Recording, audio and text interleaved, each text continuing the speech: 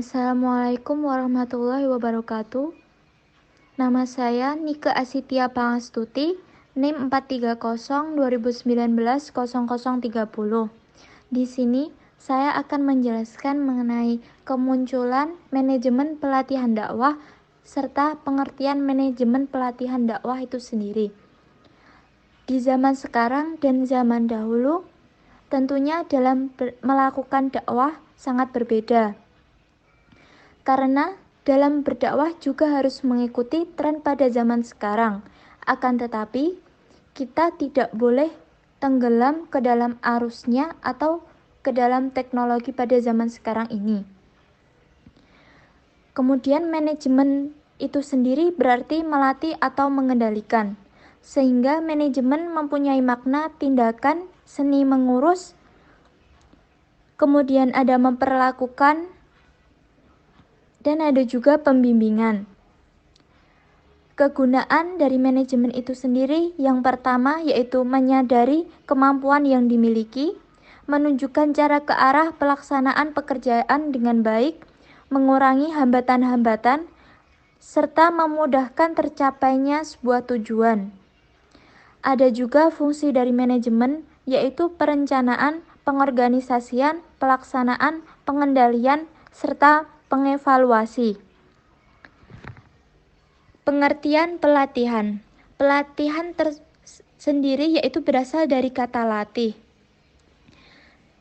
di mana pelatihan itu mempunyai tujuan untuk mengembangkan sumber daya insani untuk memperoleh efektivitas pekerjaan yang lebih besar. Dakwah itu sendiri merupakan motivasi manusia untuk berbuat kebaikan, menyuruh kepada yang baik agar memperoleh kebahagiaan yang hakiki. Selanjutnya ada dimensi dakwah,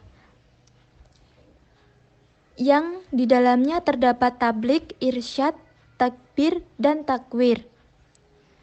Sekarang pengertian manajemen pelatihan dakwah. Manajemen pelatihan dakwah yaitu sebuah proses perencanaan, pengorganisasian, pelaksanaan, pengendalian, serta evaluasi kegiatan dan penggunaan sumber daya organisasi dalam pelaksanaan program yang berhubungan dengan peningkatan pengetahuan, pengembangan keterampilan, upaya perubahan sikap dan perilaku mad'u ke arah yang diridhoi oleh Allah Subhanahu wa taala. Dari pengertian tersebut ada juga tujuan manajemen pelatihan dakwah. Yang pertama, terkelolanya upaya meningkatkan keterampilan. Kedua, terkelolanya upaya meningkatkan sikap. Dan yang terakhir, terkelolanya upaya meningkatkan pengetahuan. Selanjutnya, saya akan menjelaskan mengenai perencanaan pelatihan dakwah. Perencanaan pelatihan dakwah. Manajerial dalam dakwah itu merupakan aktivitas yang dilakukan oleh sebuah kelompok dalam lembaga untuk mewujudkan usaha tertentu. Kemudian aktivitas manajerial itu sendiri terdapat takhtid, riqobah, tanzim, dan taujih. Selanjutnya ada tahapan dalam perencanaan dakwah. Yang pertama ada studi penjajakan kebutuhan pelatihan dakwah atau SPKPD, yaitu studi dalam mengumpulkan dan menganalisis gejala atau keterangan pada calon peserta, sehingga dapat memenuhi kebutuhan yang cocok dengan masalahnya. Kemudian yang kedua ada merumuskan tujuan, yaitu yang pertama buat tujuan umum menjadi khusus, kemudian buat tujuan umum menjadi tujuan yang dapat diukur, buat tujuan umum menjadi tujuan yang memiliki jangkauan hasil, dan ditulis dengan penulisan yang baik. Kemudian yang ketiga ada prinsip sasaran pelatihan dakwah, yaitu ada 3. Yang pertama pengetahuan, keterampilan, dan sikap. Selanjutnya ada kurikulum pelatihan dakwah, yaitu rencana materi yang akan disampaikan. Kemudian ada menyusun silabus pelatihan dakwah, yaitu sistematika bahan-bahan yang menjadi pokok pedoman singkat dalam penyampaian pelatihan dakwah. Kemudian ada memilih pelatih, yaitu dalam pemilihan pelatih itu yang sesuai dengan tujuan pelatihannya.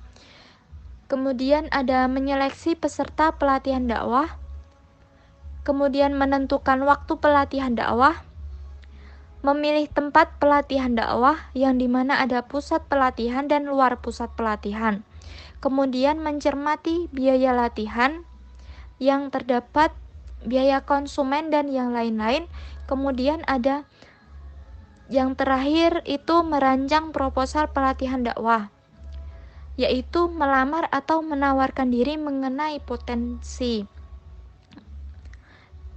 Kemudian ada kendala dalam proposal, yaitu proposal tidak menjual dan format proposal tidak menarik. Kemudian mengenai pengorganisasian pelatihan dakwah. Pengorganisasian itu merupakan seluruh proses pengelompokan orang-orang, alat-alat, tugas-tugas, tanggung jawab, dan wewenang sedemikian rupa sehingga terciptanya organisasi yang dapat digerakkan sebagai suatu kesatuan dalam rangka untuk mencapai suatu tujuan yang telah ditentukan. Kemudian dalam pengorganisasian ada 2 poin penting yang harus diperhatikan, yaitu yang pertama ada struktur organisasi dan yang kedua ada aspek perilaku. Kemudian ada bentuk-bentuk organisasi dakwah, yaitu bentuk-bentuk spesialisasi dalam organisasi itu sendiri secara formal dapat dibedakan menjadi organisasi garis dan staf, organisasi fungsional, organisasi komit, dan yang terakhir ada organisasi matriks. Kemudian ada pengorganisasi kebutuhan pelatihan dakwah,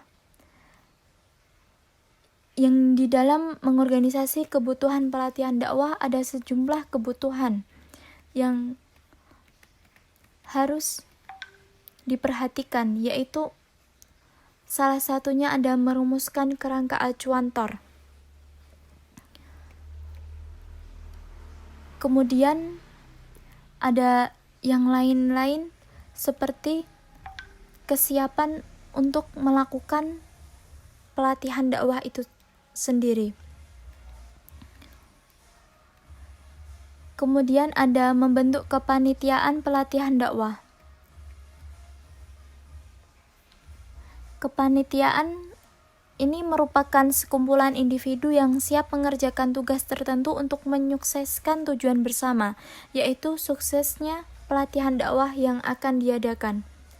Kemudian ada memilih orang yang tepat, pembagian kerja, kepemimpinan sebagai kunci pengorganisasian, yang dimana kepemimpinan itu merupakan kunci utama dari kepanitiaan dalam pengorganisasian yang efektif. Kemudian ada memberikan motivasi kerja, yaitu memberikan dorongan semangat kepada para bawahan untuk mencapai tujuan bersama dengan cara memenuhi kebutuhan dan harapan mereka serta memberikan penghargaan. Kemudian yang terakhir ada menciptakan kenyamanan kerja,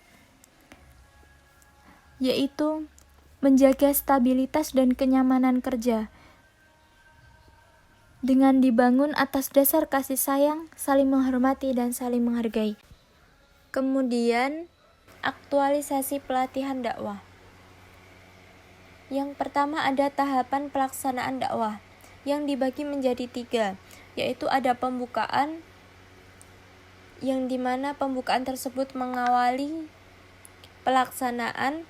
Kemudian yang kedua ada proses belajar dalam pelatihan, yaitu diawali oleh penjelasan program pelatihan dakwah, kemudian dilanjutkan materi utama yang disajikan, dan dilanjutkan dengan materi yang lebih spesifik.